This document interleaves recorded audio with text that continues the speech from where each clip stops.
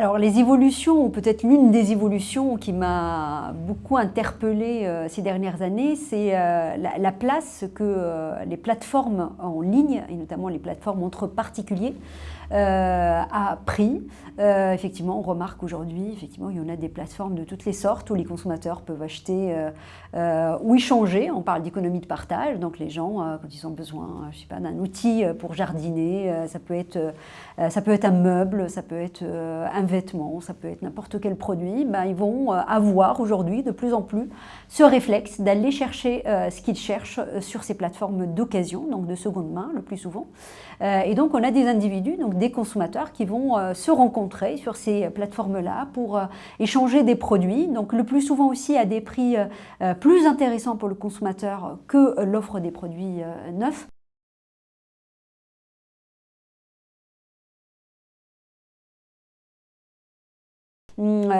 Et puis effectivement, derrière tout ça, bah, il y a beaucoup de messages ou des associations par rapport à la protection de l'environnement, par rapport à l'idée de dire, voilà, on va acheter des produits d'occasion, donc on va éviter l'offre des produits neufs et donc c'est plus écologique.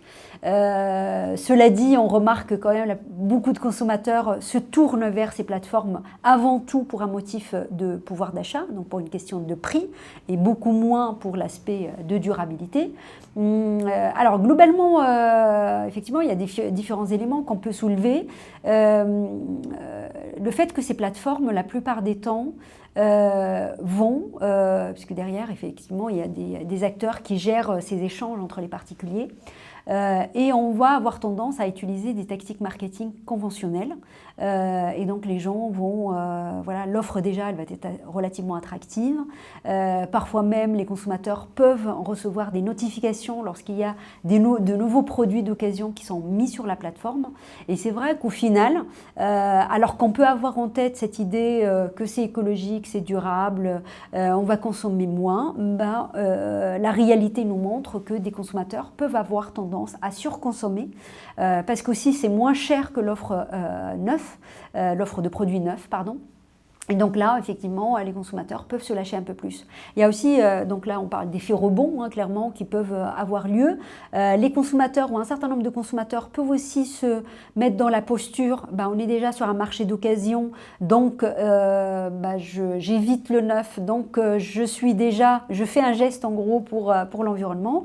Et à partir de là, ben, ces personnes-là vont moins contrôler leurs achats et donc se trouver avec jusqu'à ce qu'on peut observer, des accumulations d'objets, où eux-mêmes, ces personnes vont ensuite chercher à se débarrasser de ces produits. Donc il y a vraiment, à la fois ce sont des plateformes intéressantes parce qu'effectivement ça peut permettre de réduire globalement, quand on fait une première lecture, ça peut être une alternative à l'achat des produits, neufs, mais en même temps il faut rester vigilant par rapport à l'impact écologique qui n'est pas si favorable que ce qu'on peut penser.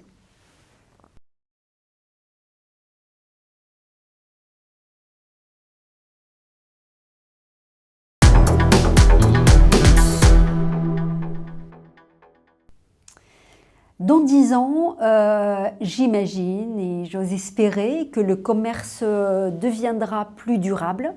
Je pense qu'on a observé ces dernières années sont des efforts multiples hein, de la part des entreprises, en fonction du degré d'engagement des entreprises. On a d'ailleurs des profils d'organisation assez différents, des entreprises très engagées avec le plus souvent des patrons qui ont une sensibilité environnementale et sociale très forte et souvent, voilà, ce dirigeant-là a le poids et du coup, grâce à sa volonté et sa sensibilité, tout cela peut favoriser des actions assez importantes en faveur de la durabilité. Et puis on a d'autres entreprises qui sont peut-être moins engagées avec des dirigeants qui sont moins sensibles aux enjeux de durabilité. Et pour autant, ça va être des acteurs qui vont mettre en place des actions durables parce que globalement aujourd'hui, il y a des impératifs, déjà l'impératif climatique, mais il y a aussi une pression du consommateur, des politiques, les réglementations, etc. En tout cas, il y a un certain nombre de facteurs externes qui fait que les organisations, quel que soit au final le degré de sensibilité des acteurs qui la dirigent et dans laquelle ils travaillent, tout le monde est aujourd'hui amené à faire des efforts en faveur de la durabilité.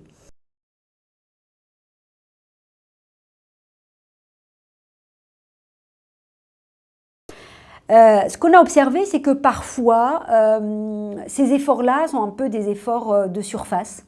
Et donc, les acteurs affichent peut-être un engagement en faveur de la durabilité, mais sans aller en profondeur dans les transformations à faire. C'est ce qui a d'ailleurs ce qui a été souvent associé et accusé de greenwashing. Je pense que de plus en plus, ça va être compliqué effectivement d'être sur des engagements de surface et on s'attend à ce que les marques et les entreprises revoient en profondeur leur modèle d'affaires.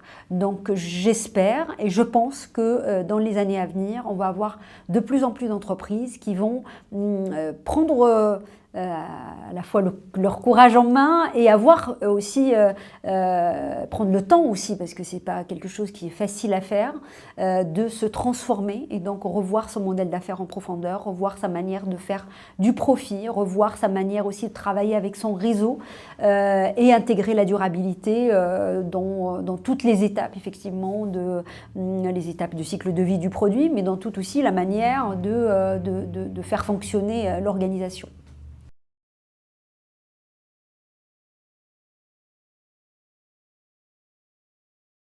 Des modèles d'affaires durables, ça sous-entend qu'effectivement, par exemple, on va à un moment donné, si c'est nécessaire, en fonction du secteur d'activité en question, peut-être réfléchir à d'autres voies que celle de vendre et toujours vendre un produit. Aujourd'hui, il y a déjà des initiatives qui sont axées sur la proposition de solutions aux consommateurs, donc dépasser l'idée de vendre un produit et donc proposer des solutions. Ça veut dire regarder de plus près, d'une manière plus approfondie, quels sont les besoins des consommateurs. Le consommateur souvent a un besoin et l'idée ce n'est pas de lui proposer un produit qu'il va utiliser pendant une certaine durée et puis peut-être le jeter et passer à autre chose, lui proposer une solution complète qui permet de répondre à ce besoin. Et donc par exemple aujourd'hui dans le secteur de l'électroménager, donc pour un consommateur qui a besoin, le consommateur il n'a pas besoin seulement effectivement d'avoir un repas, un consommateur peut avoir une problématique autour de consommer healthy.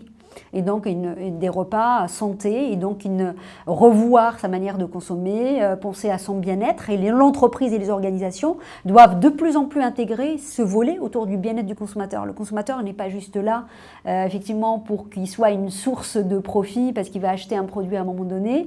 Il y a d'autres volets, ça fait partie aussi de l'engagement sociétal de l'entreprise, de penser aussi à ce que ce produit va offrir aux clients sur le plan de sa santé, sur le plan de son bien-être. Et donc, au lieu de proposer, par exemple, un robot qui va aider le consommateur à cuisiner un repas, on peut en plus réfléchir à lui proposer des conseils pour peut-être cuisiner des recettes qui prennent en compte l'aspect santé, etc.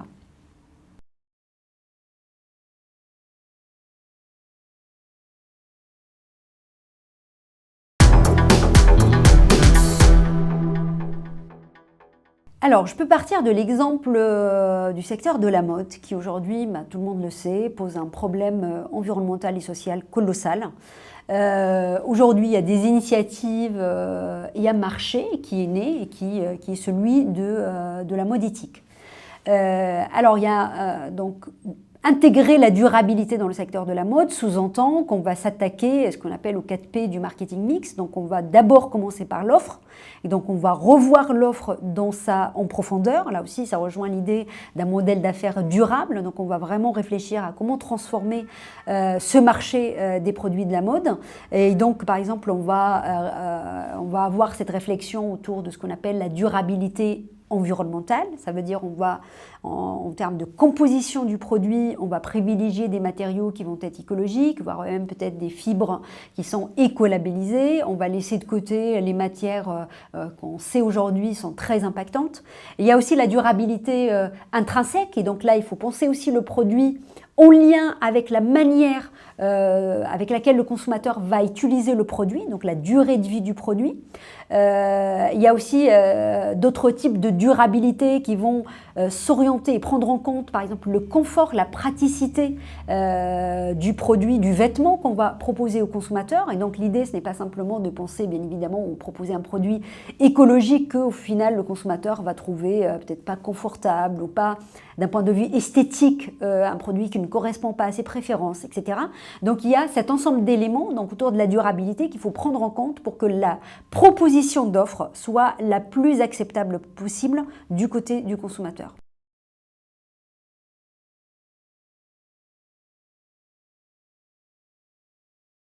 Ensuite, sur la question du prix. Le prix reste aujourd'hui un frein colossal. C'est le premier critère de choix des produits de la mode. C'est en même temps le premier frein à la consommation des produits de la mode éthique. Et donc, il y a des efforts à faire, pas pour baisser le prix, parce que de toute façon, les acteurs de la mode éthique n'ont aucun intérêt à aller sur le terrain de la fast fashion, mais peut-être pour rendre ces prix et les écarts des prix par rapport au marché conventionnel plus justifiés. Donc il y a un effort à faire pour convaincre le consommateur que s'il doit payer plus, peut-être 20% de plus, 10% de plus, ou en tout cas l'écart doit être maîtrisé, parce que le consommateur n'est pas prêt aujourd'hui à payer un écart, un supplément de prix qui va être conséquent. Et donc là, il faut justifier cet écart par des intérêts sans doute, des bénéfices environnementaux et sociaux, mais aussi, il ne faut pas oublier, de convaincre le consommateur que ce produit présente aussi et présentera des bénéfices tournés vers lui-même en termes de confort, en termes de qualité intrinsèque du produit, en termes aussi de... Voilà, parce que voilà, les vêtements sont des produits aussi qu'on va porter sur son propre corps, donc il y a aussi un lien par rapport à l'aspect santé, bien-être, etc. Et donc marteler tous ces éléments-là pour convaincre de ces prix qui vont de toute façon être un peu plus chers que les produits de la mode conventionnelle.